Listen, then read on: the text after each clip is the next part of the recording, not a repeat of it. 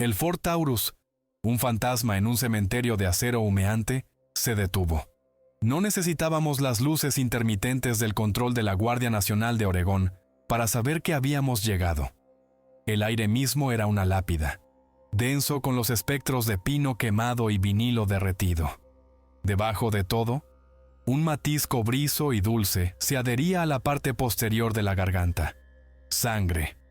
No el aroma limpio de una herida reciente, sino el olor viejo y oxidado del suelo de un matadero. Mi nombre es Agente Especial Cole Jarrett. Mis credenciales dicen que trabajo para el Departamento de Seguridad Nacional, específicamente en un departamento con un nombre largo y aburrido. Evaluación y respuesta a amenazas nacionales no identificadas. DUTAR. Somos a quienes llaman cuando los primeros en responder han muerto y el manual de procedimiento ha sido arrojado a las llamas. Mi compañero, el agente senior Frank Ballard, apagó el motor. Frank era un hombre de la oficina con 20 años de servicio antes de que lo reclutaran para este nuevo y sombrío rincón del gobierno. Parecía más un profesor de historia que un agente federal, pero a sus ojos no se les escapaba nada. «Bueno, Cole», dijo, con su voz como un estruendo grave. «Esto no es una fuga de gas. Salimos». La ceniza, fina y gris como hueso incinerado, crujía bajo nuestros zapatos lustrados. El perímetro de la Guardia Nacional era una broma. Soldados jóvenes, apenas con edad para afeitarse, se mantenían de pie con sus rifles sujetos con demasiada fuerza, sus rostros pálidos tras las manchas de hollín. Su sargento, un hombre con galones de especialista y ojos atormentados, nos hizo pasar tras un vistazo superficial a nuestras credenciales. No hizo preguntas. Parecía aliviado de pasar la responsabilidad. Esto no era un huracán, no era un tornado ni una bomba. La destrucción era selectiva, personal. A un lado de lo que solía ser la calle Elm, una hilera de pulcras casas de estilo Craftsman permanecía intacta, con los columpios de sus porches meciéndose suavemente en la brisa humeante. Al otro lado, 3 casas habían sido simplemente aniquiladas, no voladas en pedazos, sino hundidas, como si un dios las hubiera golpeado con el puño. A la casa del medio le habían arrancado todo el segundo piso, y el tejado descansaba en el patio trasero como un sombrero desechado. Y entonces vi las huellas. No eran las marcas acanaladas de una excavadora, ni las líneas paralelas de un tanque. Eran huellas titánicas de 3 dedos, cada una del tamaño de un coche utilitario, hundidas un buen pie y medio en el asfalto. La fuerza necesaria para hacer eso era astronómica. Me arrodillé, mi entrenamiento del 75º Regimiento de Rangers activándose. Analiza, no reacciones. Saqué mi teléfono seguro y comencé a documentar. Los clics metódicos del obturador de la cámara eran un sonido pequeño y cuerdo en medio de la locura. «Frank», llamé, con la voz plana, «ven a ver esto». Frank ya estaba allí, con la mirada fija en la huella imposible. «¡Masiva!», musitó. «Madre mía, mira el desplazamiento». Encontré al sheriff en funciones apoyado en el guardabarros de su coche patrulla, con un vendaje empapado en sangre alrededor de la cabeza. Era un hombre mayor. Su uniforme colgaba de una estructura que había visto décadas mejores.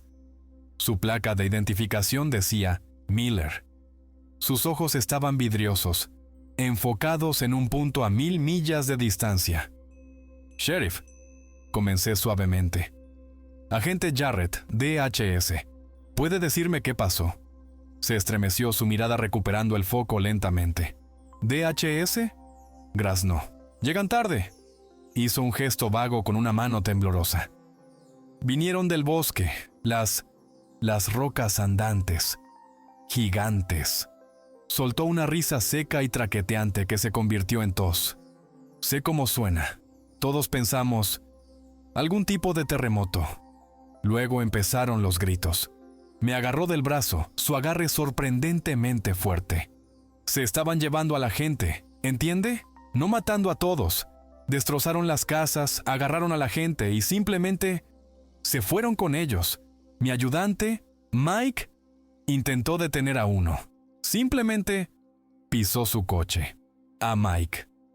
Su historia era inconexa, un sueño febril de hechos imposibles, pero un único y aterrador hilo la atravesaba: el secuestro. Mientras Frank comenzaba una entrevista suave y sistemática con el sheriff, yo volví al trabajo. El procedimiento es un ancla en una tormenta. Medí las huellas: 12 pies de largo, 8 pies de ancho. Rasqué muestras de un extraño polvo arenoso de las vigas astilladas de una pared demolida. Parecía granito en polvo, pero se desprendía de una manera que la piedra no debería. Esquirlas del impacto, quizá. O quizá era piel. El patrón se hizo más claro a medida que me movía por las secciones en ruinas de Havenwood. El banco estaba intacto, la tienda de comestibles, prístina. El ayuntamiento, donde pronto estableceríamos nuestro puesto de mando, estaba bien. Los objetivos eran residenciales. La escuela primaria era un amasijo de astillas. La clínica local era una herida abierta en la tierra. No habían venido por dinero ni recursos. Habían venido por nosotros. Era una cosecha. Encontré un lugar seguro detrás de la estación de bomberos y establecí mi enlace de comunicación por satélite. El informe que envié al cuartel general de DUTAR fue escueto. Ref. Incidente. Havenwood, OR. Nombre en clave. Operación Ira de Piedra. Evaluación de amenaza biológica. Clase: gigante. Múltiples hostiles. Masa escena 40 a 50 toneladas cada uno. Intención: hostil confirmada. Objetivo primario parece ser secuestro de civiles. Recomendación: bloqueo mediático inmediato. Movilización federal total. Esto no es un evento localizado. Antes de que pudiera desconectar, un destello de metal entre las ruinas de la clínica llamó mi atención. Me acerqué, mis pies crujiendo sobre cristales rotos y suministros médicos. Era un Humvee del ejército, o lo que quedaba de él. El vehículo había sido aplastado, su chasis blindado arrugado como una lata de refresco. A su alrededor yacían los restos de 4 miembros de la Guardia Nacional. No les habían disparado ni los habían aplastado. Los habían despedazado. Una ametralladora M2 calibre 50, arrancada de su torreta, yacía a 20 pies de distancia, su cañón doblado en una inútil forma de U. Miré el arma, y luego de nuevo las huellas gigantes que se adentraban en el bosque. Un calibre 50 podía atravesar un muro de ladrillos. Contra estas cosas, era un tirachinas. Estábamos tratando con algo más allá del alcance de la guerra convencional. Y se habían llevado rehenes. Establecimos nuestro puesto de mando de campo en el ayuntamiento de Havenwood. El edificio olía a café rancio y a miedo. Frank, en su elemento, se apoderó de la sala principal del consejo. Clavó un gran mapa del pueblo en un tablero de corcho y comenzó a construir lo que él llamaba el panorama del incidente. Chinchetas rojas para los lugares de ataque. Chinchetas azules para las ubicaciones de los testigos presenciales. Chinchetas negras para las víctimas mortales. El tablero se estaba convirtiendo rápidamente en un mar de rojo y negro. Recibí los resultados preliminares del espectrómetro portátil, dijo Frank, sin levantar la vista de su trabajo. Me pasó una tableta. No te va a gustar. Escaneé el informe del espectrómetro de masas portátil. La muestra que había raspado de la pared. El polvo arenoso, similar a la piedra. No era piedra, no del todo. El componente principal era silicio, dispuesto en una red cristalina, pero estaba unido con complejas cadenas de proteínas no terrestres. Era un compuesto silíco orgánico. Vida, pero no como la conocíamos. Era literalmente roca viviente. Biología geológica, murmuré. O geología biológica. Como quieras llamarlo, es por eso que las balas rebotan en ellos, dijo Frank clavando otra chincheta roja en el mapa. Es como dispararle a una montaña que puede devolver el golpe. Pasé las siguientes horas entrevistando a los supervivientes coherentes. Utilicé la técnica de la entrevista cognitiva. Un proceso lento y metódico para ayudarles a reconstruir recuerdos sin que el trauma abrumara los detalles. Las historias eran aterradoramente consistentes. Criaturas de 15 a 20 pies de altura, quizá más. Piel como granito toscamente tallado, gris y moteada. Ojos que no reflejaban la luz, sino que producían la suya propia. Un brillo opaco y enfermizo de color amarillo, como brasas moribundas. No rugían. Hacían un sonido que los testigos luchaban por describir. Un chirrido profundo y resonante. El sonido de placas tectónicas desplazándose, de montañas gimiendo en su sueño. Una mujer, una maestra que encontré acurrucada en el sótano de una iglesia, me dio el detalle más escalofriante. No parecía enfadado. Susurró, con las manos alrededor de una taza de té frío. Cuando arrancó el techo de la casa de mi vecino. Fue como si yo abriera una lata de atún para mi gato. Simplemente consiguiendo comida. La última hora de la tarde, Frank había terminado su mapa. Las chinchetas rojas formaban líneas distintas, como los radios de una rueda. No aparecieron simplemente en medio del pueblo, Cole, dijo, golpeando el mapa con su bolígrafo. Todos vinieron de la misma dirección, y todos se retiraron por el mismo camino. Trazó las líneas hacia afuera. Todas convergían en un único punto al noreste del pueblo, en las profundidades del Bosque Nacional de Mount Hood. Vamos a echar un vistazo, dije. Tomamos el Taurus, dejando atrás el pavimento por un camino de incendios lleno de baches. Yo conducía. 2 jóvenes miembros de la Guardia Nacional, con aspecto sombrío pero decidido, nos seguían en un Humvee, proporcionando nuestra escolta de seguridad. No tuvimos que ir muy lejos. El camino terminaba abruptamente, bloqueado por un muro de abetos de Douglas de 50 pies de altura, partidos por la mitad. Pero no era un callejón sin salida. Era el comienzo de un sendero. Más bien, una autopista. Una franja de 100 pies de ancho de pura destrucción, que atravesaba directamente el antiguo bosque. Árboles que habían estado en pie desde la guerra civil, fueron arrancados de raíz y arrojados a un lado. El suelo estaba revuelto en una sopa de barro y madera astillada, salpicada cada pocos metros por otra de esas depresiones de 3 dedos. El silencio era la peor parte. Ni canto de pájaros, ni susurro de ardillas. El bosque entero contenía la respiración. Era una zona muerta. Los guardias se quedaron con los vehículos mientras Frank y yo avanzábamos unos cientos de metros por el sendero. El aire se volvió más frío, la luz más tenue bajo el opresivo dosel. Una sensación de maldad profunda y antigua impregnaba el lugar. A medida que el sol comenzaba a ponerse, las radios empezaron a fallar. No solo las nuestras, sino la frecuencia principal de la guardia. Era una estática de bajo nivel, un siseo que aumentaba lentamente de volumen, y debajo podía oír algo más, una vibración débil, subaudible, que sentía más en mis huesos que en mis oídos, el sonido chirriante que los testigos habían descrito. Nos retiramos al puesto de mando al caer la oscuridad. Los informes que llegaban eran cada vez peores. Una patrulla de la guardia enviada a explorar el perímetro oeste estaba desaparecida. Otra, al este, informaba de extrañas lecturas de energía y fallos en el equipo. Su última transmisión fue interrumpida por un sonido como de roca deslizándose sobre roca. Me quedé ante el mapa de Frank, mirando fijamente las líneas que convergían en los bosques oscuros. Estas cosas no habían salido tropezando del bosque. Tenían un destino. Tenían un plan. Vinieron, tomaron lo que querían y regresaron a su base. Eso implicaba inteligencia, implicaba estrategia, y lo más aterrador de todo, implicaba una sociedad. No estábamos lidiando con monstruos, estábamos lidiando con un enemigo. Vamos a entrar.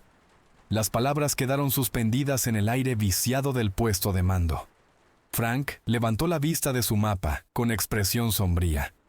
Cole, el mando nunca autorizará un reconocimiento de 2 hombres ahí dentro. No se lo estoy pidiendo, dije. Les estoy informando. Tenemos docenas de ciudadanos estadounidenses secuestrados. No sabemos si están vivos o muertos. Cada hora que esperamos, el rastro se enfría y sus posibilidades disminuyen. Necesitamos ojos en el origen. Al final, llegamos a un acuerdo. No iría solo. Frank se encargaría de las comunicaciones desde el puesto de mando. Mi equipo sería pequeño, rápido y silencioso. Consistía en mí y un hombre que el comandante de la Guardia Nacional me prestó. Se llamaba Grimes. Era un guardabosques del Servicio Forestal de Estados Unidos, un ex sargento de reconocimiento de la Fuerza de Marines, que conocía cada arroyo y cresta de esta parte de Oregón. Tenía una cara como un trozo de madera nudosa y ojos que habían visto demasiado sol y no suficientes horas de sueño. Era perfecto. Nuestro equipamiento era una sombría admisión de nuestra incertidumbre.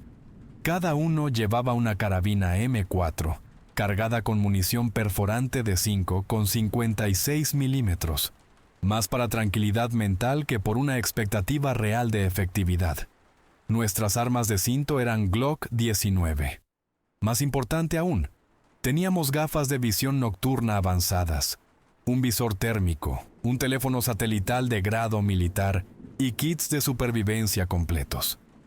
Nuestra mejor arma no era un rifle, era la capacidad de no ser vistos. Salimos una hora antes del amanecer, fundiéndonos en la línea de árboles donde comenzaba la autopista de los trolls. El camino de destrucción era aún más horrible de cerca. Era como si una flota de excavadoras hubiera arado a través, dejando una cicatriz en la faz de la tierra. Rocas masivas, cuya composición mineral era ajena a esta parte del bosque, estaban esparcidas como juguetes desechados. Grimes, moviéndose con la gracia silenciosa de un depredador, se detuvo y señaló. «No hay señales de animales», susurró, su voz un raspado seco. «Ni huellas, ni excrementos, ni un maldito pájaro. Se han largado todos, listos». El bosque estaba anormalmente silencioso, un vacío donde debería haber vida. El único sonido era el crujido de nuestras botas en la tierra húmeda y el zumbido distante y omnipresente, que parecía vibrar a través de las suelas de nuestros pies. Una hora después, encendí el visor térmico, escaneando el camino por delante. La imagen que se formó en la pantalla era extraña. Las huellas masivas no estaban calientes. Eran puntos fríos, más oscuros, y fríos que la tierra circundante. Desafiaba todas las leyes de la biología que conocía. Una criatura tan masiva debería ser un horno de calor metabólico. Estas cosas eran disipadores de calor. Absorbían energía. Unas pocas millas más tarde, encontramos la primera señal de los secuestrados. Una pequeña zapatilla de niño, rosa, medio enterrada en el barro. Mi corazón martilleaba contra mis costillas. 100 metros más adelante, un trozo rasgado de la chaqueta de franela de un hombre enganchado en una rama rota. La tela estaba manchada con algo oscuro. No necesitaba un laboratorio para saber qué era. La esperanza era un lujo peligroso, pero teníamos que seguir adelante. Estábamos en una misión de recuperación ahora, no de rescate. Eso es lo que me decía a mí mismo. Grimes levantó una mano y nos congelamos. Señaló un grupo de inmensos abetos de Douglas más adelante. No habían sido partidos ni arrancados de raíz. Habían sido talados deliberadamente, todos en la misma dirección, y sus lados estaban toscamente raspados por algo masivo y abrasivo. «Están construyendo», musitó Grimes, con los ojos muy abiertos. El aire cambió. El aroma limpio a pino y tierra húmeda fue reemplazado por un cóctel de olores acres, ozono, como después de un rayo, el hedor espeso y empalagoso de la podredumbre, y el olor inconfundible de un gran fuego de leña. Nos movimos más despacio ahora, acechando de árbol en árbol, nuestras M4 en posición de alerta baja. Seguimos el olor durante otra media milla, el bajo zumbido chirriante haciéndose más fuerte, convirtiéndose en una presencia palpable y física. El sendero coronaba una pequeña cresta, espesa de helechos y cedros antiguos. Grimes y yo nos tiramos al suelo, arrastrándonos los últimos pies hasta el borde de un afloramiento rocoso. Levanté mis prismáticos, mis manos resbaladizas de sudor.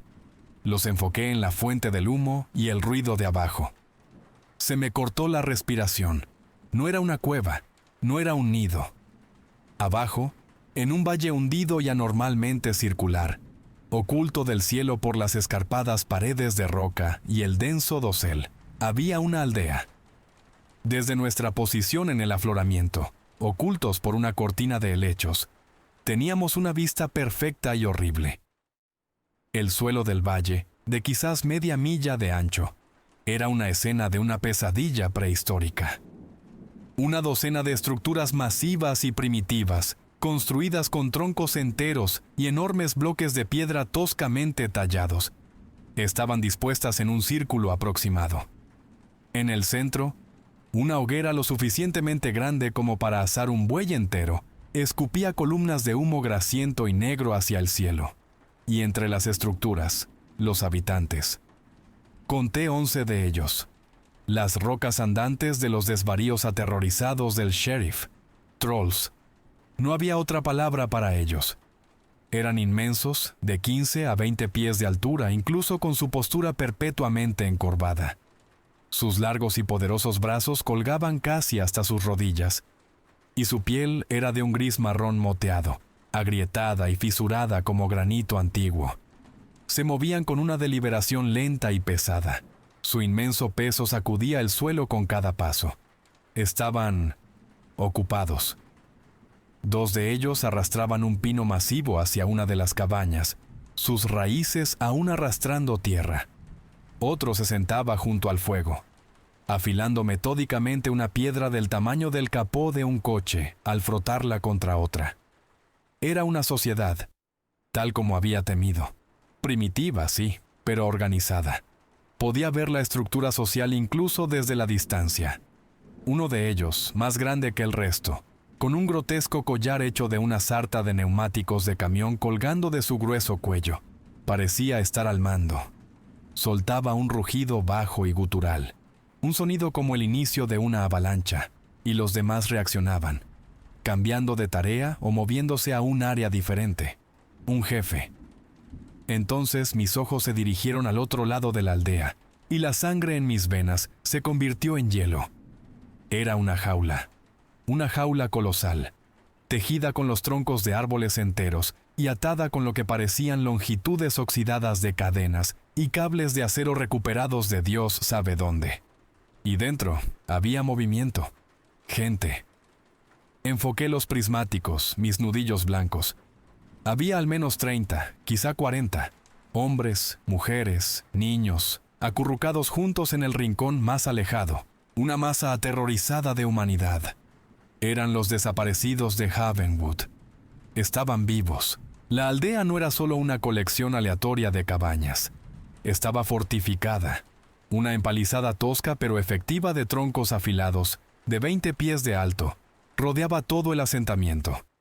En la única y ancha entrada, 2 trolls permanecían perfectamente inmóviles, como estatuas de granito, cada uno sosteniendo un tronco de árbol masivo a modo de garrote. Centinelas. Esto era una fortaleza, una despensa.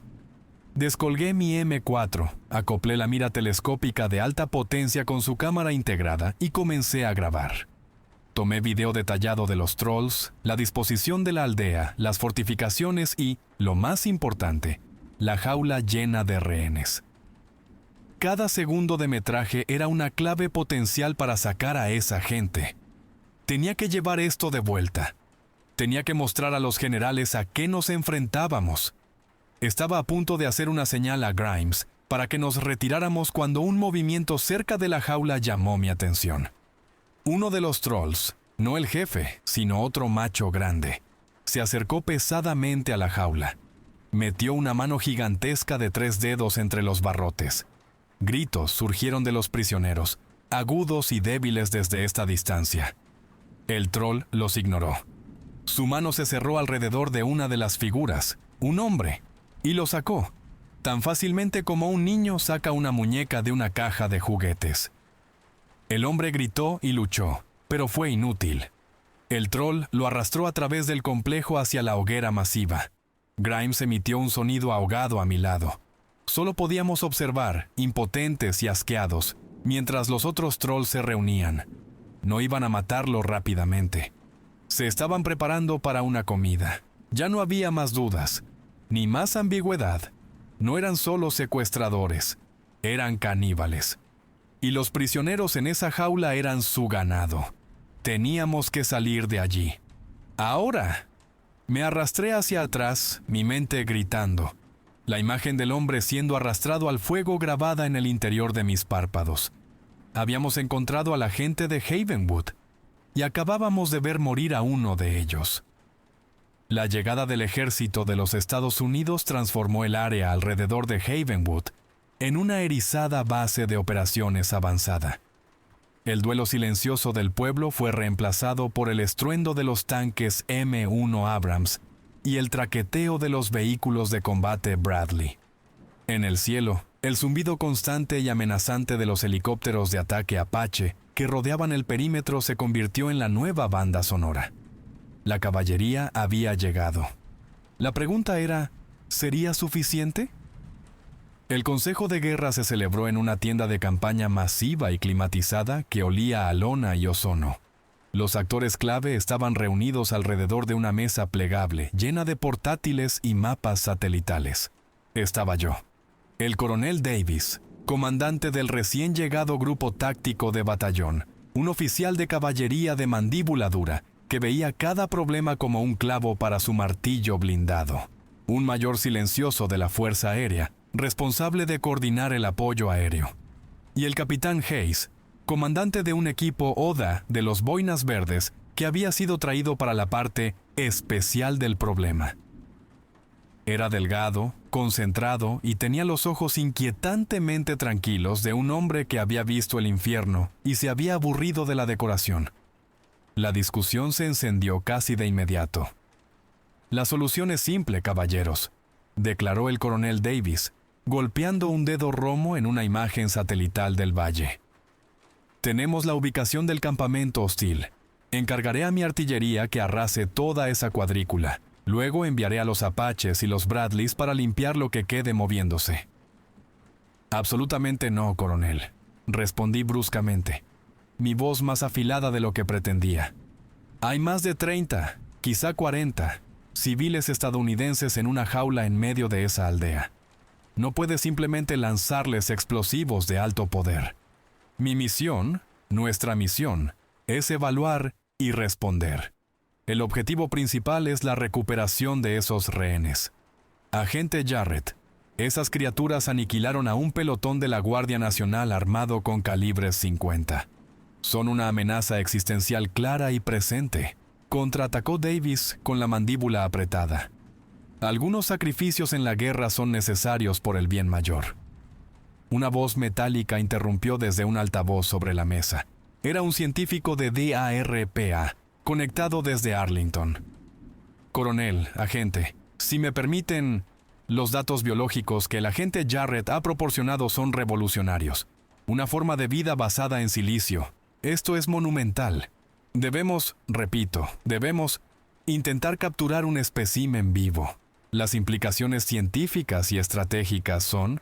El capitán Hayes lo interrumpió con una voz tan fría y afilada como un fragmento de hielo.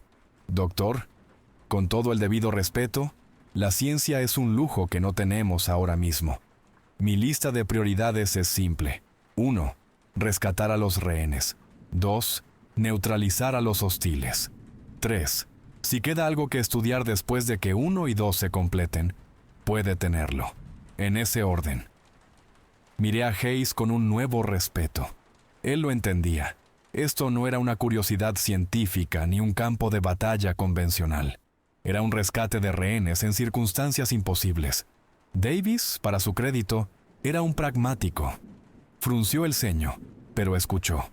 Las consecuencias políticas de incinerar a sabiendas a 40 civiles acabarían con su carrera, y lo sabía. Muy bien, Jarrett. Hayes, ¿cuál es su propuesta? El plan que desarrollamos durante la siguiente hora era desesperado y se movía en el filo de una navaja. Mis observaciones con Grimes fueron clave. Los trolls estaban activos, pero parecían cazar o patrullar en grupos más grandes por la noche, dejando un equipo mínimo en la aldea. Creamos una distracción, dijo Hayes, trazando una línea en el mapa 2 millas al oeste del valle. Una ruidosa. Davis, sus tanques y Bradleys hacen mucho ruido. Se enfrentarán a una supuesta formación enemiga por aquí. El cuerpo principal de trolls, incluido el grande con los neumáticos, se sentirá atraído por la lucha. Son territoriales. Responderán a un desafío. Mientras están ocupados, continué, un pequeño equipo de inserción entra. Llegamos a la jaula. Liberamos a los rehenes y los evacuamos a un punto de extracción primario aquí. Señalé una cresta en el lado opuesto del valle, donde los helicópteros estarán esperando. ¿Quién está en este equipo?, preguntó Davis con los ojos entrecerrados. Yo, dijo Hayes sin dudarlo. Y 6 de mis hombres. Somos los únicos equipados para este tipo de infiltración. Me miró. Y el agente Jarrett es el único que ha visto el objetivo de cerca. Es nuestro guía y nuestro experto en amenazas. Davis asintió lentamente, los engranajes del mando girando en su cabeza.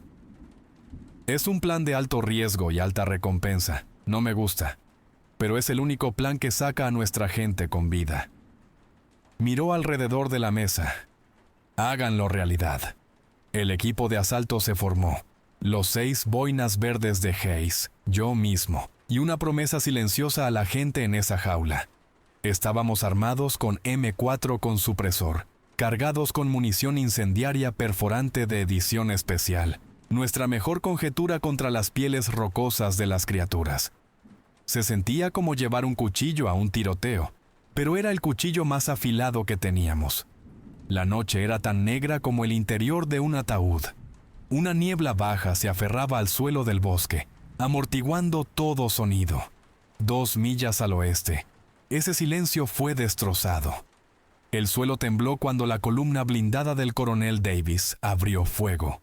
El profundo hump de los cañones de los tanques y el furioso parloteo metálico de los cañones de cadena de 25 milímetros resonaron por las montañas. Era una sinfonía de destrucción, todo dirigido a un trozo de bosque vacío. Tal como habíamos apostado, los trolls respondieron. Desde nuestro punto de observación, vimos a través de las gafas de visión nocturna cómo 8 de los gigantes, incluido el jefe con el collar de neumáticos, salían pesadamente de su aldea. Se movían con una velocidad sorprendente, estrellándose a través del bosque con guturales rugidos de furia, dirigiéndose directamente a la fuente del ruido. La distracción estaba funcionando. Hora del espectáculo, susurró el capitán Hayes en su micrófono de garganta. Su voz era tranquila, firme. Vamos. Nos convertimos en fantasmas. 8 figuras vestidas con camuflaje oscuro, rostros embadurnados con pintura de camuflaje, deslizándose entre los árboles. El mundo a través de mis GBN era un paisaje surrealista de verdes brillantes y negros absolutos. Cada crujido de una ramita bajo los pies sonaba como un disparo. Cada susurro de hojas era una alarma potencial. Según mi reconocimiento, 3 trolls permanecían en la aldea, los 2 centinelas en la puerta y uno más cuidando el fuego central. Dimos un amplio rodeo a la puerta principal, circulando por el lado oeste de la empalizada. Grimes había señalado una posible debilidad durante nuestro reconocimiento inicial. Un punto donde 2 de los enormes postes de troncos no estaban perfectamente colocados, dejando un hueco lo suficientemente ancho como para que un hombre se colara. Uno por uno, los hombres de Hayes se deslizaron por el hueco como humo. Yo fui el último, con mi M4 apretada contra mi pecho. Dentro, la aldea era aún más grotesca de cerca. Las cabañas eran ciclópeas. Las puertas bostezaban como vacíos negros. El aire estaba cargado de hedor a podredumbre y carne quemada. A través de mi visor térmico, escaneé nuestro entorno. 3 vacíos fríos con forma de hombre contra el fondo ligeramente más cálido. Los 2 centinelas, inmóviles. El tercero estaba sentado junto al fuego, de espaldas a nosotros. Nos movimos agachados, usando las enormes cabañas como cobertura, saltando de una sombra a la siguiente. Mi corazón era un tambor frenético contra mis costillas. A mitad de camino hacia la jaula, el troll junto al fuego movió su cabeza masiva, sus ojos amarillos brillantes barriendo el complejo. Todos nos congelamos al instante, fundiéndonos en las sombras de un muro de piedra. Contuve la respiración, mis músculos gritando. Los segundos se alargaron hasta la eternidad. Sentí como si su mirada pasara justo por encima de nosotros. Después de un momento que pareció una vida, volvió su atención al fuego. Solté un aliento que no me había dado cuenta de que estaba conteniendo. Los sonidos de la batalla lejana eran un telón de fondo constante y retumbante. Explosiones, disparos. Podía oír fragmentos de tráfico de radio en mi auricular del canal de mando. Una voz frenética de la tripulación de un tanque. Impacto directo, sin efecto. Repito, el sabot de 120 milímetros no tuvo efecto. Siguen viniendo. Era una información escalofriante, pero no había tiempo para procesarla. Teníamos nuestra propia misión. Llegamos a la jaula. Los prisioneros dentro, al ver formas oscuras con armas surgir de la noche, comenzaron a agitarse, gimiendo de terror. Uno de los hombres de Hayes, un sargento de comunicaciones entrenado en operaciones psicológicas, se acercó a los barrotes. «Ejército de los Estados Unidos», susurró, su voz un bálsamo bajo y tranquilizador. «Estamos aquí para sacarlos. Mantengan la calma, guarden silencio, sigan nuestras instrucciones con precisión. Vamos a llevarlos a casa». El efecto fue inmediato. Los gemidos cesaron, reemplazados por un silencio tenso y esperanzado. 2 de los boinas verdes sacaron un juego de cizallas hidráulicas manuales, las quijadas de la vida, diseñadas para una operación silenciosa. Mientras colocaban la herramienta para morder uno de los enormes barrotes de tronco de árbol, Hayes, sus otros 2 hombres y yo formamos un perímetro. Nuestros rifles con supresor apuntando a las 3 formas frías y silenciosas que se interponían entre nosotros y la libertad. El lento y rítmico crujido del sistema hidráulico comenzó. Un sonido diminuto en una aldea de gigantes dormidos. Las mandíbulas hidráulicas mordieron la madera con una queja baja y quejumbrosa. El tronco, grueso como un poste de teléfono, era verde y resistente. El sudor perlaba en las frentes de los 2 boinas verdes, mientras trabajaban la palanca de la bomba, los músculos de sus brazos tensándose con el esfuerzo. Los prisioneros observaban, una congregación silenciosa de fantasmas, sus ojos grandes y luminosos en la tenue luz del fuego lejano. El hedor de la jaula era abrumador, una mezcla pútrida de cuerpos sin lavar, suciedad y sangre vieja. Con un crujido final y agudo, el primer tronco cedió. Movieron las mandíbulas al segundo. El tiempo se estaba estirando, cada segundo un alambre tensado. La batalla lejana aún rugía, un trueno conveniente que enmascaraba nuestro trabajo silencioso, pero no duraría para siempre. Cuando el segundo tronco se astilló y se creó un hueco lo suficientemente ancho, fui el primero en mirar dentro. La linterna de mi casco cortando un estrecho haz en la oscuridad. Me estiré para ayudar a la primera persona, una joven cuyo rostro era una máscara de suciedad y terror.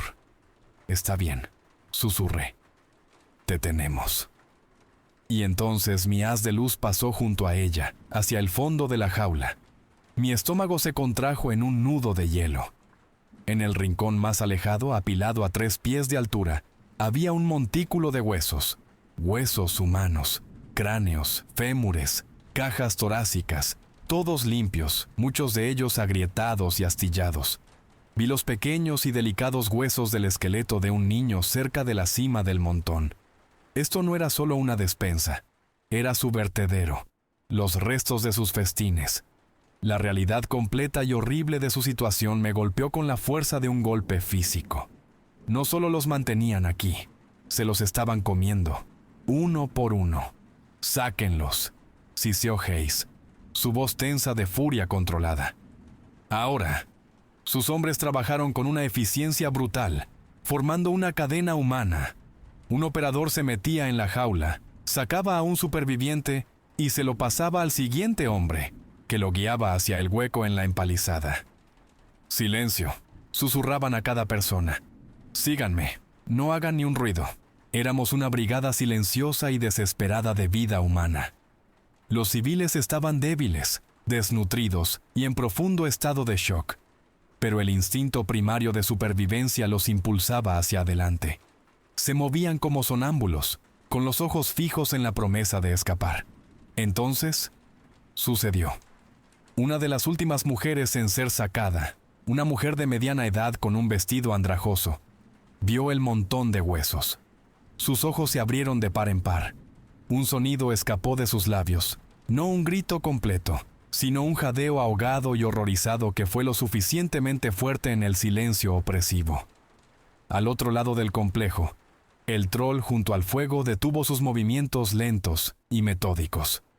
Su cabeza masiva giró, las dos brasas amarillas de sus ojos fijándose en la jaula, en nosotros.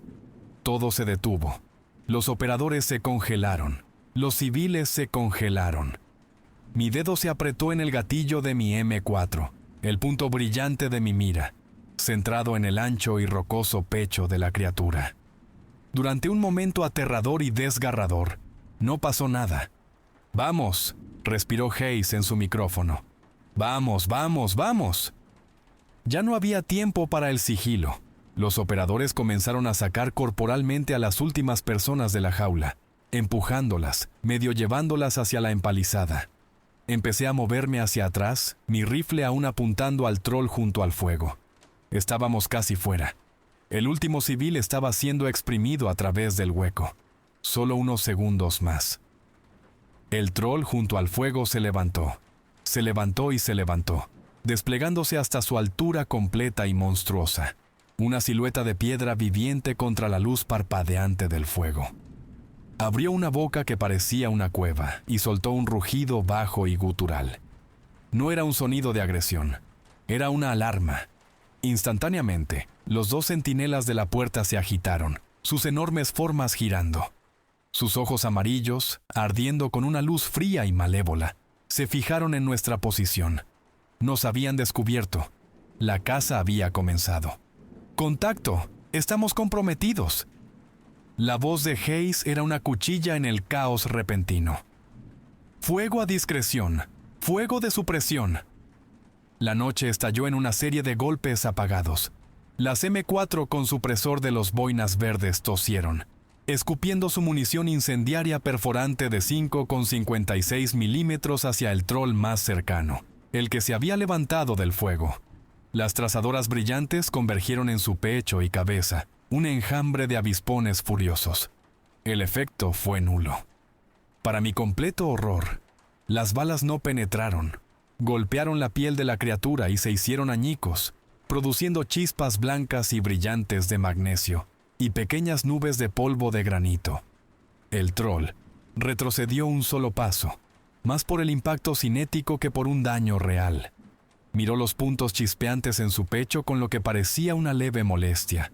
Luego, soltó un bramido de genuina rabia y cargó. El suelo tembló con sus pasos. Se movió con una velocidad imposible y aterradora, cubriendo la distancia hasta nuestra posición en unas pocas zancadas gigantes. «¡Retirada! ¡Las armas son ineficaces!», gritó Hayes, su calma profesional resquebrajándose por primera vez. «Todos los indicativos, retírense a la brecha, muévanse». Estábamos disparando y retrocediendo, una lucha desesperada hacia atrás. Los civiles, ahora completamente en pánico, se abrían paso a través del hueco en la empalizada. Mis propias balas chispeaban inútilmente contra el cráneo del monstruo. Era como intentar detener un tren de mercancías lanzándole piedras. Uno de los otros trolls, uno de los centinelas, no cargó. Se agachó, su largo brazo recogiendo una roca del suelo, una roca del tamaño de un lavavajillas. Con un gruñido, la lanzó. La roca voló por el aire en un arco alto, un mensajero silencioso y negro de la muerte. La vi venir. Grité una advertencia. ¡Proyectil en el aire! Se estrelló justo donde uno de los hombres de Hayes, el sargento Riley, estaba proporcionando fuego de cobertura para los últimos civiles. Hubo un crujido húmedo y repugnante. En un momento había un soldado. Al siguiente, solo había una mancha roja en el suelo y un montón de roca destrozada. ¡Hombre caído!, gritó alguien. Pero no había tiempo para recuperarlo. No había tiempo para nada más que la supervivencia. Empujé al último civil a través de la empalizada y me deslicé tras ellos, la áspera corteza de los troncos rasgando mi equipo. Hayes y los 5 operadores restantes estaban justo detrás de mí. El troll enfurecido se estrelló contra la empalizada donde acabábamos de estar. Los enormes troncos gimieron y se astillaron bajo el impacto, pero, milagrosamente, resistieron. Los otros 2 trolls no intentaban abrirse paso. Corrían hacia la puerta principal, con la intención de rodearnos y cortarnos el paso. ¡Corran!, ordenó Hayes con la voz ronca. «Lleven a los civiles al punto de extracción. Los mantendremos a raya todo lo que podamos». Nos sumergimos en la oscuridad del bosque, una manada frenética y aterrorizada. Los civiles tropezaban, lloraban, caían. Los boinas verdes los agarraban, los levantaban, los forzaban a seguir adelante. Detrás de nosotros, podíamos oír los sonidos de la persecución. El estrépito de cuerpos gigantes a través de la maleza, el astillamiento de los árboles y un rugido profundo y chirriante de pura furia elemental. Jadeando en busca de aire, accioné mi radio, tratando de contactar con el puesto de mando. Jaguar 1 a martillo de acero. Fase 1 completada, los rehenes están fuera. Estamos en ruta hacia S-Talfa. Atención, armas ligeras. Repito, todas las armas ligeras, incluidas las rondas AP-1, son ineficaces contra los hostiles. Hemos sufrido bajas. El enemigo nos persigue. Hubo un momento de silencio cargado de estática en el otro extremo. Luego la voz tensa del coronel Davis respondió con un crujido. Recibido, Jaguar 1. Tenemos nuestros propios problemas aquí. El silencio que siguió al tenso mensaje del coronel Davis fue más aterrador que cualquier grito. La línea estaba abierta. Podía oír la cacofonía de fondo de su puesto de mando. Gritos, alarmas, el lejano estruendo de explosiones. Pero él no hablaba. Finalmente, su voz regresó, y cada onza de autoridad de mando había sido despojada de ella. Era la voz de un hombre viendo el fin del mundo. «Jarrett, corre, sal de ahí. Olvida el punto de extracción, llévate a esa gente y corre hacia el sur, tan profundo en el bosque como puedas. Se acabó. Creo que hemos perdido». «Coronel, ¿de qué está hablando? ¿Cuál es su estado?» Jadeé, medio arrastrando a un civil sollozante por una pendiente empinada y fangosa. «Estamos destrozados», dijo con la voz hueca. «Simplemente nos han pasado por encima. No lo entendía. ¿Un batallón blindado del ejército de los Estados Unidos? ¿Destrozado? Era imposible». El capitán Hayes dio la orden. Cambiamos de dirección, alejándonos de la zona de extracción planificada y subiendo por la ladera del valle. Salimos de la línea de árboles hacia una cresta alta y rocosa. Y desde allí lo vimos. Vimos el infierno que había quebrado al coronel Davis. El valle de abajo era un osario. Era un cementerio de material militar moderno. Uno de los tanques M1 Abrams estaba boca abajo, sus orugas apuntando al cielo, su torreta arrancada de cuajo. Otro había sido aplastado como por el pie de un gigante. Los vehículos de combate Bradley estaban abiertos como latas, sus cascos en llamas arrojando una luz parpadeante y demoníaca sobre la escena. Los 8 trolls que habíamos atraído se movían entre los escombros con impunidad, cazando a los pocos soldados supervivientes que se dispersaban aterrorizados. En lo alto, 2 helicópteros Apache circulaban como buitres, desatando tormentas de fuego de cañón de 30 milímetros y salvas de misiles Hellfire. Un misil, un arma diseñada para destruir un tanque de batalla principal, se estrellaba contra la espalda de un troll, explotando en un brillante destello de fuego y metralla. La criatura tropezaba, a veces caía sobre una rodilla, envuelta en humo y llamas. Luego, increíblemente, se levantaba, sacudía su cabeza masiva y reanudaba su matanza, su piel de granito chamuscada pero intacta. Mientras observábamos, un nuevo sonido rasgó el cielo. El rugido salvaje llamado de los A-10 Warthog. 2 de ellos entraron a gritos en el valle, sus narices escupiendo fuego. El Brash Evert. De sus cañones, Gau. 8 Avenger era un sonido de autoridad absoluta, un sonido que había destrozado columnas enteras de tanques en Irak. Corrientes de proyectiles de uranio empobrecido de 30 milímetros, el material más denso que podíamos convertir en arma, se estrellaron contra los trolls. El efecto fue mayor que el del fuego de armas ligeras, pero igual de inútil. Los proyectiles abrieron profundos surcos en la carne rocosa de las criaturas, arrancando trozos de piedra y chispeando furiosamente, pero no penetraron hasta ningún órgano vital, si es que tenían alguno. Los trolls rugieron de dolor y furia, pero no cayeron. Uno de ellos recogió el chasis en llamas de un Humvee y lo arrojó a uno de los A-10, obligando al piloto a inclinarse bruscamente para evitarlo. Entonces, una nueva voz interrumpió la frecuencia de mando. Era fría, clara y absoluta. No era el coronel Davis, era un general, conectado desde un búnker de mando a 1000 millas de distancia. A todos los indicativos, aquí CENTCOM actual. Ejecuten la orden de retirada línea Omega.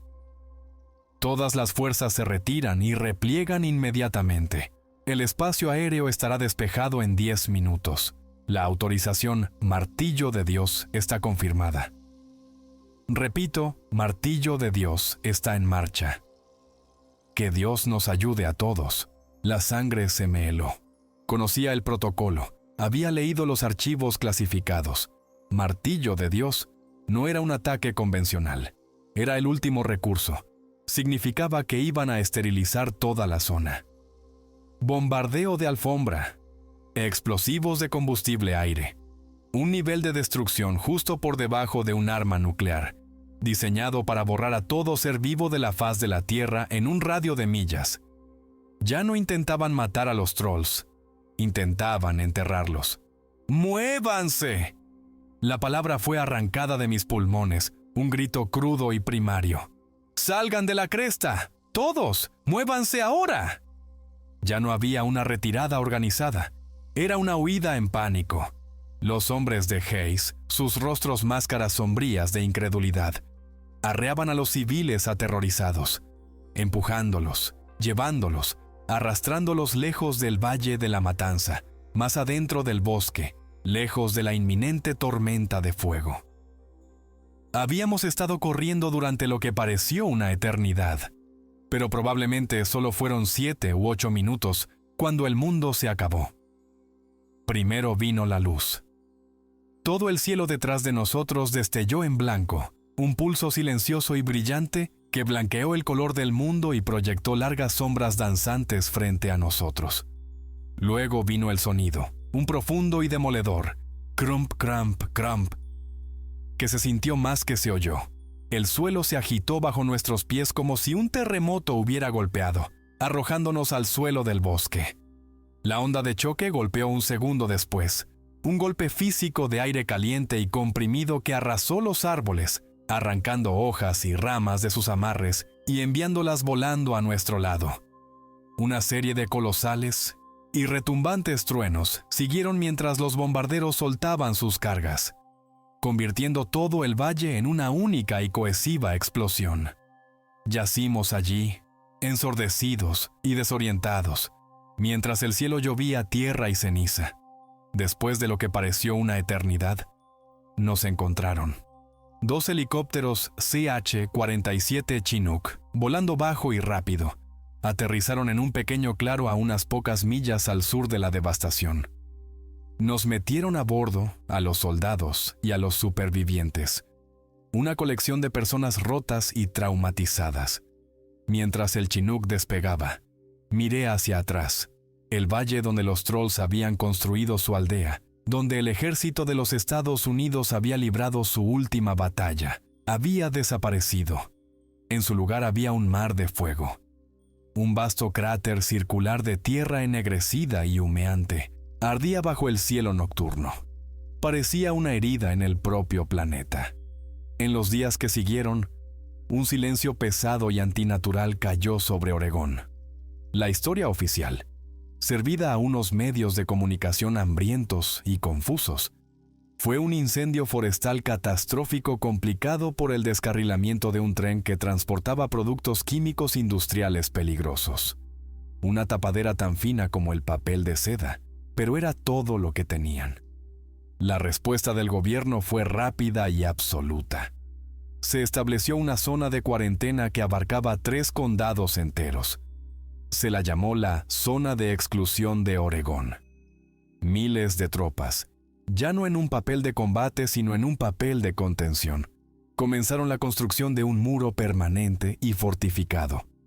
El bombardeo, a pesar de toda su furia apocalíptica, había fracasado. El reconocimiento con drones y los escaneos de radar de penetración profunda en las semanas posteriores al ataque del Martillo de Dios revelaron la escalofriante verdad.